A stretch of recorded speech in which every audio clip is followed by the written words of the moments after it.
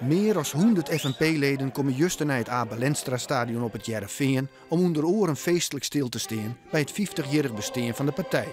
Er binnen felicitaties van Germ Gebrandi, nou nog rietslid van Zuidwest-Friesland, maar intussen voordroegen als burgemeester van Acht-Karspelen. En een van de oprichters van de FNP, Piet Kramer, wordt benoemd tot eerlid. Maar de geerkomsten had ook een strijdbaar karakter. FNP-wethouder Marten van der Veen van Acht-Karspelen wil met het oude politieke machtsmiddel van een resolutie Den Haag wijzen op het bestaansrecht van Friesland als minderheidsprovincie. Nou, ik denk dat het van belang is dus, dat ze erachter komen dat er één partij is in Friesland, de FNP, die nooit accepteren zal dat de bestuurlijke eenheid in Friesland verdwijnt. En zij maken het met verder in Den Haag.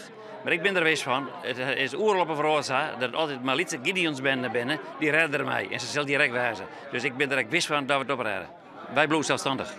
Fractievoorzitter Annetje Toering viel niet voor oproepen uit de zeel om ek boetende politiek de strijd om te gaan. Maar is wel beleid met de resolutie.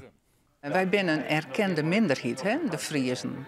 En dat wil zeggen dat er dus een opdracht luidt van Den Haag. En dat vergeten ze heel vaak, maar die hebben ze wel.